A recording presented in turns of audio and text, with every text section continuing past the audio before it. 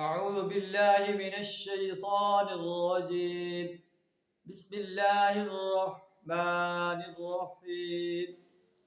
الله يتوفى الأنفس حين موتها والتي لم تمت في منامها فيمسك التي قضى عليها الموت ويرسل الأخرى إلى أجل مسمى إن في ذلك لآيات لقوم يتفكرون. صدق اللہ العظیم. سورہ زمر آیت نمبر 42 آپ کے سامنے تلاوت کی.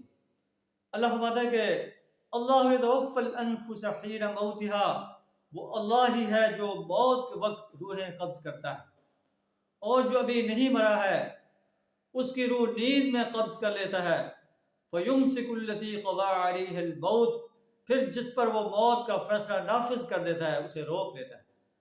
انسان سویا ہے، اللہ نے موت کا فیصلہ اس کے لیے کر دیا ہے، وہ اس کی روح کو روک لیتا ہے، پھر وہ زندہ انسان کی حیثیت سے بیدار نہیں ہو سکتا.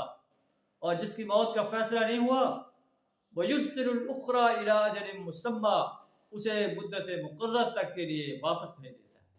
إِنَّ فِي ذَلِكَ لَآيَاتٍ لِقَوْمٍ يَتَفَكَّرُونَ، اس میں بڑی نشانیاں ہیں ان انسانوں کے لیے جو غور و فکر کرنے والے ہیں.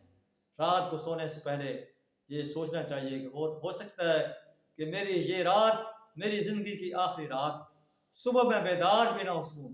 انسان کو سوتے وقت اللہ سے معافی طلب کر کے سونا چاہیے، اپنے گناہوں کی معافی طلب کر کے سونا چاہیے، اللہ سے توبہ کر کے سونا چاہیے.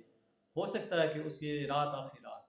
اللہ سے دعا ہمیں ایمان اور عمل صالح سے اپنے آپ کو راستہ کرنے کی توفیق عطا فرمائے، ایمان پر زندہ رکھے اور ایمان پر ہمیں موت عطا فرمائے. وآخر دعوانا الحمد للہ رب العالمین.